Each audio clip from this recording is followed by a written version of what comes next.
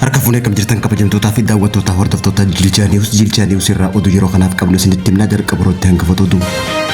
Miseensonni yaa'ii marii biyyaalessaa dhimma magaalaa Finfinnee fi Dirree Dhawaa dabalatee ajaantaalee marii biyyaalessaa 8 irratti waliigaltee mallatteessuu isaanii Komishinii Marii Biyyaalessaa Itoophiyaa beeksise. Raayyaan ittisa biyyaa Itoophiyaadhaa humna ogummaa namtolchee yookaan Artificial Intelligence'n dandeettii isaa ammayyeessaa jiraachuudha ifoomse. Dhaabbanni wayyaanee TPLF wajjin mari'achuun gonkumaa akka hin barbaachifne Somaaliyaatti ambaasaaddarri Itoophiyaa ambaasaadar Suleeman Daddafoo dubbate.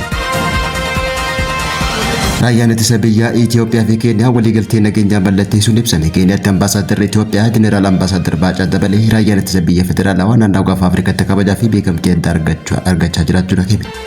Daawwattootaa fi hordoftoota Jilchaa News irraa kanneen amma isinitti himne hangafatu oduu Jilchaa News amma gara baleen oduutti dabarra.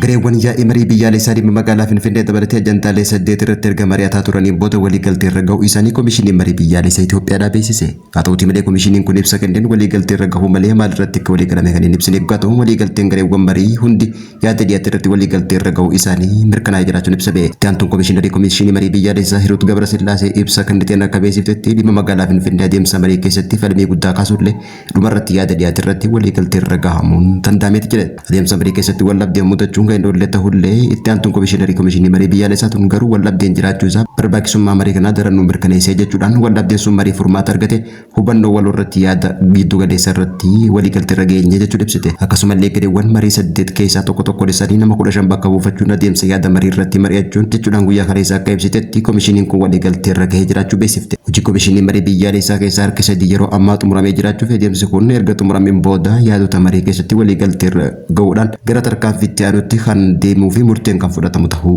beeksifteetti jirti.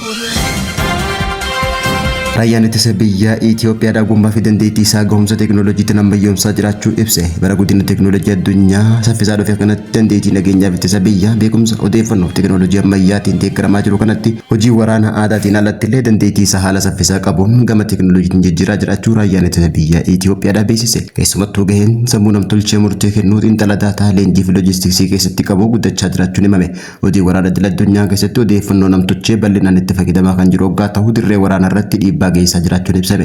Ce'umsa teekinooloojii kana hordofuun Inistituutiin Intelligensii Namtolchee Itoophiyaa fi raayyaan ittisa federaalaa Itoophiyaadha dandeettii ammayyaa sammuu namtolcheetiin deeggarame ijaaruuf yaadannoo irratti waliigaltee mallatteessuun dhaga'ame. Raayyaan ittisa biyyaa Itoophiyaa teekinooloojiiwwan ammayyaa adda addaatiin ifa ammayyeessuu fi dandeettii isaa saffisaan guddifachaa jiru teekinooloojii dijitaalaa ammayyaa waliin wal simsiisuuf tarkaanfiin barbaachisuun fudhatamaa jiraachuun ibsameet jira. Waliigalteen tun gama leenjii fi barnoota loojistiksii nageenya saayibarii fayyaa waraana humna qilleensaa fi waraana elektirooniksii irratti waliin hojjechuuf kan dandeessuu jaameet jira. Akkasumallee humna namaa humneessuu waliin wallee qabatee yuunivarsiitiiwwan kolleejjiiwwanii fi wiirtuuwwan leenjii raayyaa ittisa teekinooloojii qabatamaan leenjifamtoota guddisuun murteessaadha jaameet jira. Waliigaltee kanarratti hoogganaan raayyaa ittisa biyyaa Itoophiyaa Fiildi Maarshaal Biraanuu Juulaa dandeettii galmeessa raayyaa ittisa biyyaa bu'uura cimaa irratti ijaaruu fi guddina teekinooloojii amma jiruun wal simsiisuuf dhaabbilee barnootaa fi leenjii sammuu namtolcheetiin deeggaramuu barbaachisaa ta'uu cimsee dubbate. Daareektarri olaanaan Inistituutii Ogummaa Namtolchee Itoophiyaa Dr. Warqoo Gaachanaa Gamasaatiin akka jeetti Artificial Intelligence'n damee hojii saayibarii fi basaasaa keessatti barbaachisummaa tarsiimoo guddaa akka qabu ibseeti jira. Keessumattuu bu'aan walta'iinsa kanarraa eegamu odeeffannoo saffisaa walitti qabuu fi xiinxaluu balaa saayibarii adda baasuu qophii ittisaa guddisuu ta'ullee ibse.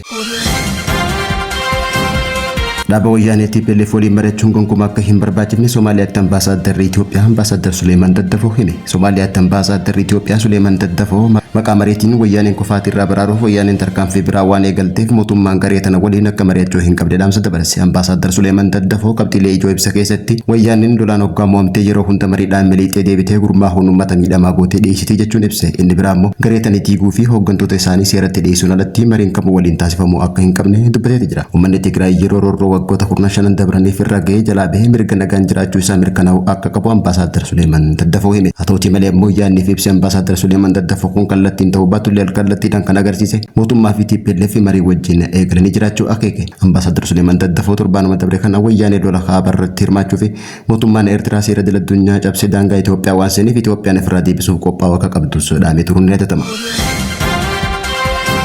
Raayyaan ittisa biyyaa Itoophiyaa fi Keeniyaa waliigaltee nageenyaa mallatteessuun ibsame. Keeniyaatti ambaasaaddarri Itoophiyaa ambaasaadar Baacaa Dabalee raayyaan ittisa biyyaa federaalaa naannoo Afrikaatti kabaja guddaa argataa jiraachuu hime. Loltoonni Itoophiyaa ergama nageenya naannichaa irra bobbaafamaniif kabajaaf beekamtii olaanaa argachaa jiraachuun himame. Keeniyaatti ambaasaaddarri Itoophiyaa Jeneraal ambaasaadar Baacaa Dabalee ibsa karaa fuula tiwiitarii isaatiin beeksisen. Itoophiyaan raayyaa ittisa biyyaa federaalaa naannicha irraa kabaja bal'aa argachaa akka jirtu ibse. Keessattuu loltoonni Itoophiyaa ergama naannichaa naamusa ogummaa kutannoo fi hariiroo gaarii uummata waliin qabaniin maqaa fi ulfina biyyaa guddisaa akka jiran hubachiise. Itoophiyaan waggootaaf nagaa fi tasgabbii gaafa Afrikaatiif gatii guddaa kafalaa kan turte waggaa ta'u humnoonni ittisaa ishee gama nagaa eegsisuu naannoo fardii irratti abbaa biyyummaa tiksuu bira dabree muuxannoo bal'aa qabaachuus ibsame. Ogummaa waraanaaf kutannoo nagaa loltoonni Itoophiyaa naannolee itti bobba'an keessatti mul'isan kabajaaf amantaa Itoophiyaaf kenname jiran akka cimsee ambaasaadar Baacaa Dabalee dubbate. Kunis gahee murteessaa raayyaan ittisa biyyaa Itoophiyaa daangaaf abbaa biyyummaa biyyattii eeguu keessatti akkasumallee nagaaf tasgabbii naannichaa gumaachuuf agarsiisedha jedhameeti jira.